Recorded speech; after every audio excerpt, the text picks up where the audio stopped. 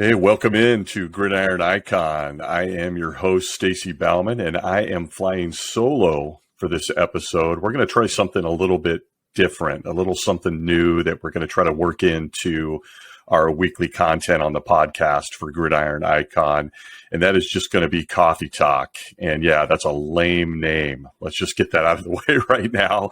We'll have a better name upcoming as this thing develops or evolves. But for right now, just quick snapshots on this week's episode of Gridiron Icon, talking about some of the top headlines and observations in the NFL over the past week. And I'm going to mix this in when we don't have interviews, particularly slated at this time or for today as we grow the content. We're going to have a lot of interviews upcoming.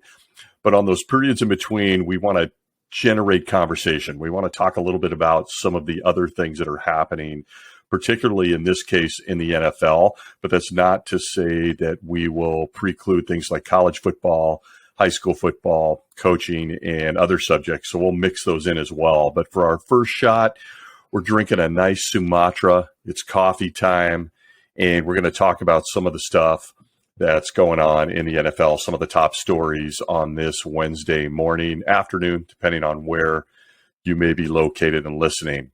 So let's start off with some of the biggest stories going on right now. And one of the big ones coming out is that apparently the Miami Dolphins and the Houston Texans have continued the conversation on DeShaun Watson, and they have actually agreed in principle to a trade.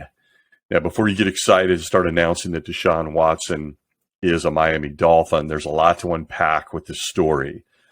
It's contingent on the fact that the Miami Dolphins want Watson to be cleared of these 22 criminal charges or civil suits that he apparently is buried under. Now, we haven't even seen DeShaun this year.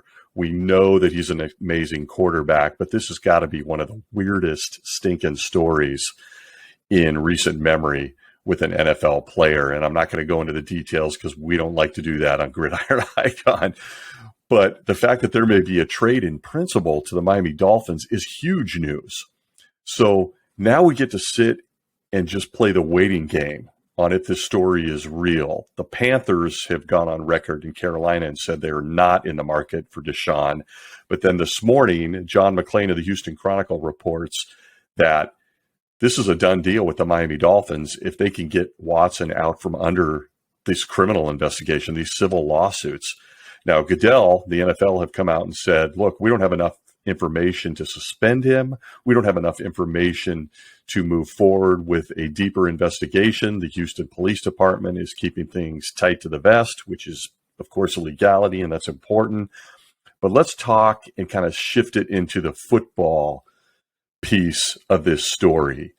If the Miami Dolphins are able to get DeShaun Watson, literally at a time when just days ago there was reports out of the Miami Dolphin locker room that Brian Flores was starting to lose his players. And of course, the controversy is always surrounding Tua, who has not played terrible, folks. But people are already off the Tua bandwagon just, 18, 24 months after everybody and their brother wanted to tank for Tua. And, we won't even go into the talent around Tua and whether or not that's played a role, but he has not played bad. So what's the impact now to that locker room with Brian Flores and Dolphin players that this is out there? DeShaun Watson may become a Miami Dolphin, but where does that send Tua? Is he part of the package back to Houston? There's no details on what they have agreed on in principle. But again, all of this hinges on the fact that DeShaun Watson has 22 civil lawsuits against him for improper conduct. That's what we'll tag it here, in a massage parlor environment or with masseuses. We'll leave it at that. You can fill in the blanks. But what does that mean for the Miami Dolphins? If DeShaun Watson goes to the Dolphins with their current roster, we're not even going to take a look at the defensive side of the ball. Let's just strictly take a look at the offensive side of the ball. Does that greatly improve the Miami Dolphin offensive scheme, points, you name it, by just plugging and playing DeShaun Watson? What say you, Dolphin fans? Certainly, DeShaun Watson's talent is unquestionable. One of the most dynamic quarterbacks over the last 3 years, leading the Texans actually to the playoffs at one point. Now they're an absolute dumpster fire from top to bottom, and a lot of it seemed to center on DeShaun Watson. You remember that he wants out. He refused to play another down for the Houston Texans, and that was before all of this criminal investigation came out. So now we're sitting here, waiting to see what are we going to get in DeShaun Watson once he gets back to the football field. Is he going to be the football player we remember? There's been very little information on how he is practicing or what he is doing with the Houston Texans. They've made him unavailable. He is not even playing on Sundays. That goes without saying, but there's been very little about DeShaun since this whole, actually both bombshells kind of dropped, that he didn't want to be there anymore. And that, of course, right on the heels of him announcing that, out comes this information on criminal activity. So Dolphins fans, look, without question, DeShaun Watson is dynamic and he is very young. He's in his prime. Is this going to change your team? Does this get done? Here's what we're waiting on. The Miami Dolphins have openly stated that at this point they want him. Apparently there is a trade in agreement, but that he has to be cleared of all criminal activities. So guess what? Everybody sit down, hold your breath, and wait. It's almost non-news. However, you've got to really wonder what the impact is on the Dolphins locker room with this news today. What are the players thinking? What are they saying? What is Tua thinking or saying? I'm almost of the thought now that Tua does need to get out of Miami. I've never seen a guy in a couple of years of play coming off a major hip injury in his senior year at Alabama come under such scrutiny so early, so fast. It's not to say that he's going to have a Hall of Fame career, but for people to think that Tua is playing terrible and they're giving up on him is absurd. And it tells you a lot about the modern day NFL. There just isn't any time for patience or development anymore with these quarterbacks. So it's going to be very interesting to see if this comes to fruition. The NFL's involved. The police are involved. DeShaun Watson's involved and Tua's involved. And the guess at this point is that Tua is probably, if this happens, if it goes through, Tua is probably going to be a Houston Texan. And that's going to generate a whole bunch of other conversation as to what that means and what the impact is on both teams. So from where I sit, from where we sit, interesting trade, depending on what it is that the Dolphins are giving up. We're going to reserve judgment on whether this is a good trade, because DeShaun Watson, if he is truly going to command, as was rumored, 3 first-round draft picks, a player, and a whole bunch more, you have to really question whether that's in the best interest of the Dolphins. If that's in the best interest of Brian Flores, who is a defensive guy, and giving up all of that draft capital, what that will mean to what his team looks like for the 2 to 3 next 2 to 3 years. So stay tuned. This is going to be really interesting to watch. Big story coming out this morning that they've had a handshake deal. Now we are basically waiting on the legal system. We are waiting on the NFL. And the owner himself in Miami has said he wants answers from Goodell before he pulls the trigger. So there you go, folks. Big report, mostly from John McClain of the Houston Chronicle, who covers the Texans out of Houston. This thing has legs. It seems to be a real deal, has been reported nationally. What say you? We want to hear from you, whether it's on Facebook, Instagram, Twitter. Shoot us a note. Is this a good trade if this goes through? I'm skeptical. We'll leave it at that.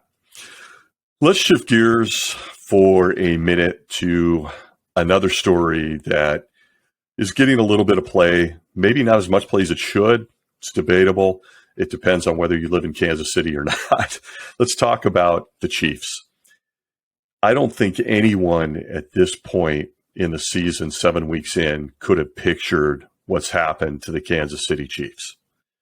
Unbelievable how much they have tanked over the last couple of weeks. They have looked absolutely god-awful on both sides of the ball, and wanted to take a few minutes to unpack why, or at least throw our own theory into the hat as to why this might be happening. I think in a nutshell, Patrick Mahomes is just trying to do too much. And I don't know why anybody would be surprised by that statement. That's his mentality. Andy Reid has gone on record in the past and said that Patrick Mahomes has a linebacker's mentality. And you see that on Sundays. You see that in games. He is going to put the team on his back on that incredible talent that he has, and he's going to try to carry that team to victory. But I think we're seeing the dangers and the pain that comes with that type of dynamic. And that's not to take anything away from Patrick Mahomes. The fact remains that football is a fantastic team sport. There are 11 guys on each side of that line of scrimmage. And despite Mahomes' greatness, his MVP talent, many would say he is the best quarterback in the NFL. Not right now, but over the past few seasons, the Chiefs are struggling. I mean, they are struggling big time. Let's start just on the defensive side of the ball. They are toast. My God, do they look awful. They don't look like they can stop anything. Do we throw a cliche in here? They can't stop a nosebleed? Whatever you want to throw at it. The Chiefs don't look like a team that is even fired up to play on Sundays on the defensive side of the ball. And you have a hard time believing that there's no talent over there, because there is. You got Chris Jones up front. You got Matthew on the back end, who is the vocal and emotional leader of the Chiefs defense. But here we go again. What we just said, this is a team game.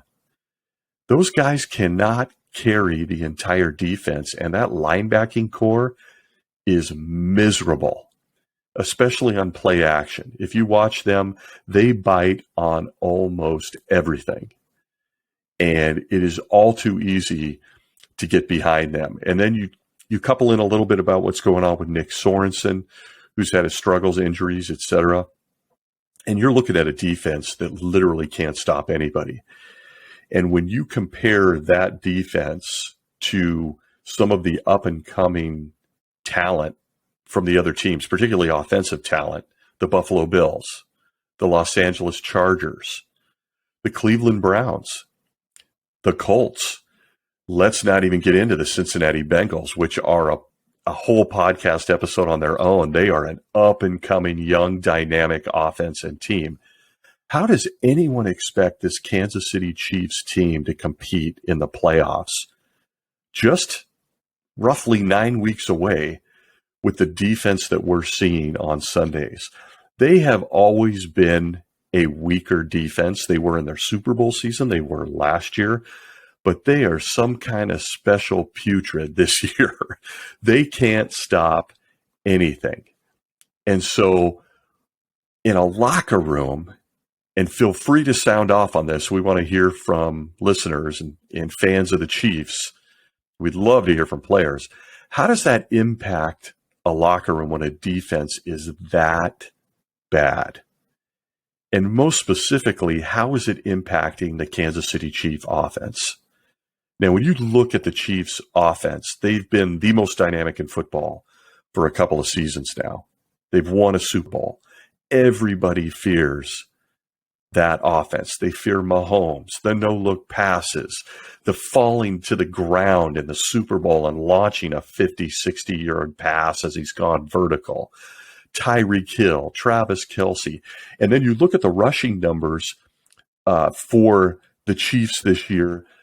They are actually pretty well with a rebuilt offensive line. They're fifth in rushing. Clyde Edwards-Helaire is putting in solid numbers. They're they're pounding the ball at a pretty positive rate. So you can't blame it on the new offensive line or on the running game, but you almost immediately, when you take the defense and you shift gears and you take a look at what Patrick Mahomes is doing, it's pretty easy to come to the conclusion that Patrick Mahomes, who typically is a gunslinger, typically is a video game out there, is now trying to do too much. Bold commentary? Yeah, maybe. But at this point, it seems apparent when you watch the Kansas City defense that Patrick Mahomes, whether it's consciously or subconsciously, is trying to overcome that historically bad defense for Kansas City. And, Mahomes himself is on pace to throw for 23, 24 interceptions. He's got 9 interceptions 7 weeks into the season. He has addressed it. He has said it. When you watch him on Sundays, you can tell that he's trying to strap this team to his back and carry them. You can see the frustration on Kelsey's face. You can see Tyreek Hill having his moments, but then disappearing at times or in total games as teams take him away. So where does that fall to? Folks, naturally, it's going to fall to the quarterback. And so for the people who are writing off Patrick Mahomes, at least initially, I think you're making a big, big mistake. The talent is still there. It's been there since he was a kid, junior high school, college. That doesn't disappear overnight.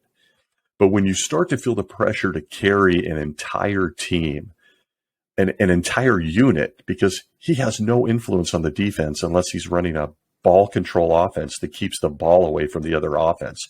By the way, there's a preview. Start looking for that on Sundays out of Andy Reid. You really start to appreciate what Mahomes is trying to do and the mistakes that are resulting from it. Do we know this for a fact? No. This is strictly conjecture, observation. But it seems pretty apparent at this point that Patrick Mahomes is feeling the pressure to carry this team, to outscore other teams, because that defense cannot stop anyone. They got absolutely hammered this last Sunday. And you could see every time the offense took the field that Mahomes was going to try to overcome that the skill position guys were going to try to come that. Hill, Kelsey, Edwards-Helaire. So everybody's writing them off as they're a total disaster. And I don't think at this point that they are a Super Bowl team. Do I still think they make the playoffs? I do. It might be fascinatingly enough as a wild card. This is the much too early prediction piece, 7 weeks in. But as soon as you shift to defense, up pops the cliche, defense wins championships, and they certainly have to at least be average. Think about the teams they're going to have to face if they make the playoffs. The Bengals, the Raiders, the Chargers, the Bills, the Browns. Does anybody feel confident that the Chiefs' defense can stop any of those teams? So it's going to fall to Mahomes. It's going to fall to Patrick Mahomes. And I think that you're already starting to see that after week 7 in Kansas City. So it's interesting to see people jump off the Patrick Mahomes bandwagon, which is so football fandom at this point. Like suddenly the talent, the MVP, the guy that was ranked as the top quarterback, if not player. By the way, number 1, right, in the NFL's top 100, according to NFL Network. Suddenly that's just all disappeared? No. I think football fans, knowledgeable football fans who strip the emotion out of it, and players, coaches, people who appreciate the game know that the Patrick Mahomes we've all watched and know is still there. I just think it comes down to a real simple comment. He's trying to do too much. He's just trying to do too much on that team. That defense is miserable, folks. Miserable. So you got to believe that at some point they will switch their attention to the defensive side of the ball in the NFL draft, that is, while they have Mahomes in his prime. Here's another thought. It'll be very interesting to see if the Chiefs go out before the November 2nd trade deadline and try to bring in some defense. They've got an embarrassment of riches on the offensive side of the ball. You wouldn't necessarily call them all pros in a McCole Hardman or the backup running back team or some of that stuff, but you could see them trying to move some pieces around to obtain a player or two on defense. And there's some guys out there that might be there for the taking. So it'll be interesting to watch what Andy Reid and that front office do to get out of this hole, because, folks, they are in a hole right now. So if you're a Chiefs fan, I feel your pain, but I'm so far away from jumping off the bandwagon. I think the Chiefs are just deadly dangerous as long as they have Mr. Mahomes at quarterback. So stay tuned. Thought we would address it, our observations on this Coffee Wednesday, so to speak. We're going to start this tradition where we're just popping off. So stick with us. I want to shift gears to another subject that really took center stage for me this week, and it's one near and dear to my heart. Obviously, as an older football fan, keep the slams to yourself now. I tend to lean into some of the old school stuff and appreciate a lot of the old school football more than maybe some of the modern day video game NFL fan who just wants high scoring offenses, trendy, good looking coaches, and lots of flash. Well, getting down into that, I think we saw some stuff this past week that was a lot of fun, and specifically yesterday, and I'm going to call him out because I thought it was awesome. Actually, two coaches that I really appreciated over this past week that are head coaches in the NFL. I want to talk first about Mike Tomlin. Man, his press conference yesterday where they were asking him about the USC head coaching job was pure frickin' gold. That was awesome. If you did not catch that, go catch the Mike Tomlin press conference, particularly if you're a Steelers fan. I'm sure you're very well aware of it. Most football fans are aware of that press conference. But Tomlin gets up there when they're popping off questions to him about rumors surrounding the USC open head coaching vacancy. And in true Tomlin fashion, he just kicks the reporters in the teeth. He just looks them dead in the eye and goes, let's get real straight on this. God, I admire this. This is so old school NFL, I might add. Tomlin looks at him and goes, there isn't a booster with a blank check and a number big enough. And goes on to say, don't ever say never, but never. And this is coming off the heels of him saying, look, I got one of the greatest coaching gigs in all of sports. And he's right. Whether the Pittsburgh Steelers are up or down right now, that is an iconic franchise.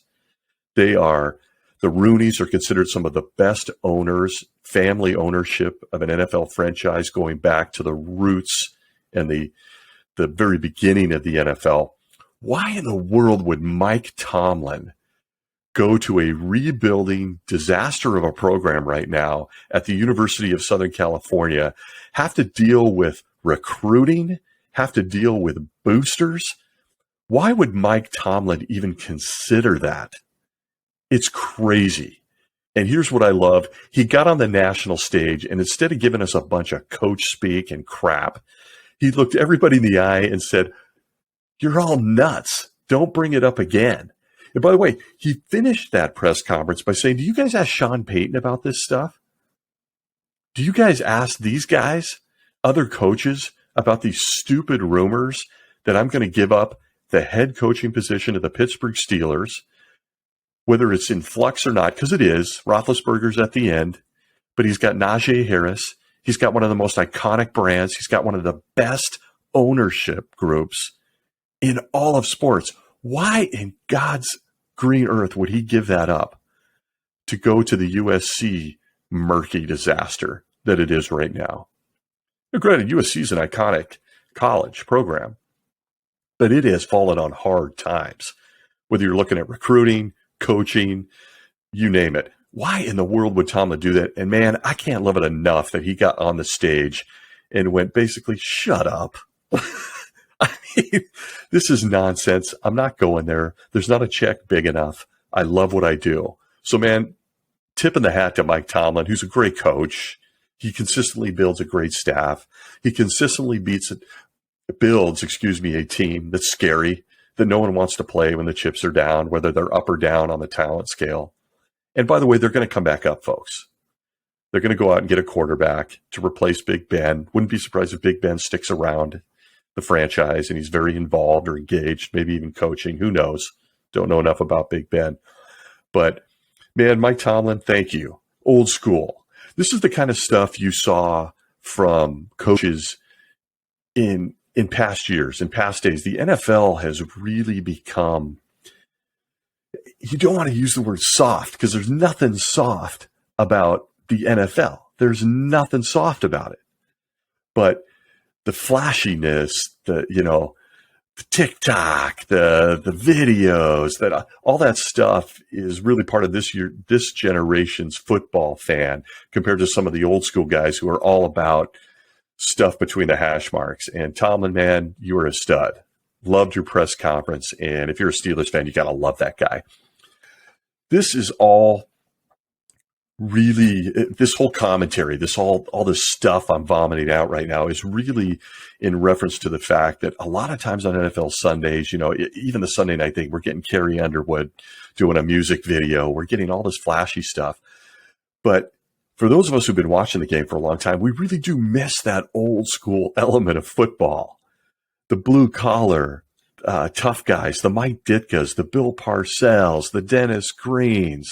You still get it in Belichick where he doesn't even want to talk. I mean, he's a legend at a press conference. But that, Tom Coughlin, if I didn't mention it, these kind of coaches that I'm a football coach, man.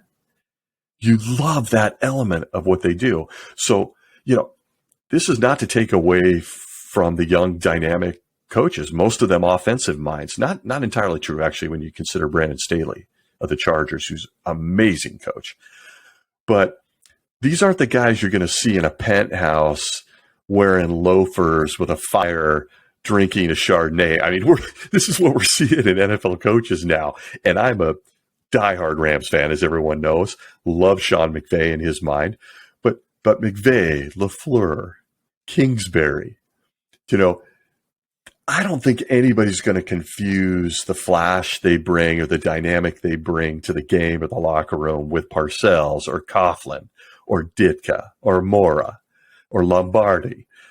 So you're seeing the game evolve a lot. So enough on that. What I want to do is move into another guy that I think brings a lot of that element too. And he's under fire a little bit right now, which I don't understand for the life of me, because I think his players and the fans of this city should absolutely love this dude, despite the people that are putting out memes or criticizing him.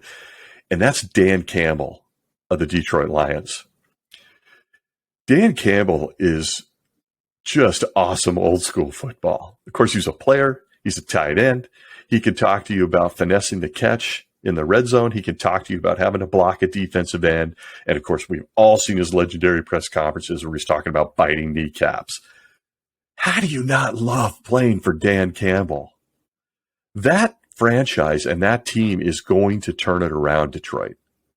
I think you have the right coach.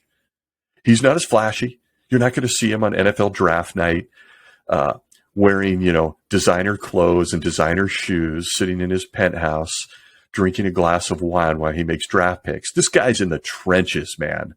And we saw that Sunday against my team, the Los Angeles Rams. Dan Campbell came out and pulled out every trick in the book to get into that game. And if you were a player in that locker room, recognizing that the roster does not have a lot of talent, let's just call it what it is. They don't have a ton of talent. That roster, that player base, those players had to have seen what Campbell and his staff, which is made up of a bunch of dogs, guys that played in the NFL, Aaron Glenn, Deuce Staley, Mark Brunell, guys that have been in the trenches. And they must have seen that game plan, knowing what they were going to do, particularly those three special teams tricks that the Rams and Sean McVay were clearly not ready for. McVay claims he was, and he's my guy. He's my team.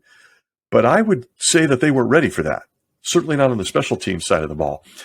Campbell knew that he had to get out in front of them and hold on for dear life, and he put his trust in his players to do it. Dan Campbell consistently gets out in front of the camera, and he's one of us, man. He's one of the fans. He's one of the players. He is now the head coach. He speaks highly of Detroit and what he's going to do for them. A week ago, he shed tears, man. And people were making fun of that. Whatever. This guy gets that this is an emotional game. He's been on the back end of losses. He's been on the front end of wins in New Orleans as a coach. That guy is old school football. And I love it because the league was seemingly starting to lose a little bit of that element with the game. Look, we love the new, young, dynamic, high-flying, great-looking coaches with the perfect hairdos and muscled up on a Sunday. That's great. That's 2021. But, man, look at Dan Campbell. Dude's in great shape, but he doesn't pull any punches. He looks the part. And he comes on Sundays and brings it with the Detroit Lions. Look, they're 0-7. They've got a lot of work to do. But, folks, he's doing it the right way. Getting the players to buy in. He's building along the offensive line. He's building on defense. He's cutting players that he doesn't feel are giving effort. He's moving the Chandler Jones. He moved a corner this week. He's moving, plugging in players, and taking a look at who wants to play when it's ugly. Because it's ugly in Detroit right now. It's ugly. But, folks, if you're a Detroit Lions fan and you don't love Dan Campbell, man, I got questions. I got big questions. Look, this is a game that is predicated on winning. All of us know that. That's what it is. But that dude cares, and he brings it. And he had a game plan, and he's working with what he has. He's not bitching about it. He's not complaining about it. He's showing up on Sundays and bringing it. And so is his staff. Very impressed with the guys that he's brought into that building and what they're doing. Aaron Glenn, having that defense anywhere near playable with the roster he has is downright incredible. Throw out the 4th and 19 against the Ravens that cost him the game. Throw out some of the oopsies. That's growing pains, folks. So I'm just going to sum this up with saying, man, what a great week for old school football coaches, man. I am loving me some Tomlin. I am loving me some Dan Campbell. I am rooting for Campbell. I can't wait till he gets some W's. And folks, get off the bandwagon if that's what it's about in Detroit, because I think the Detroit Lions are going in the right direction. So that is my diatribe on this Wednesday. Clearly have had entirely too much coffee, and it's not over yet. What say you, man? We want to hear from you. If you are a fan of any of these teams, NFL fan, we'd love to get your feedback. We've got some great stuff going at Gridiron Icon, and you can find us at gridironicon.com, where you can find the podcast.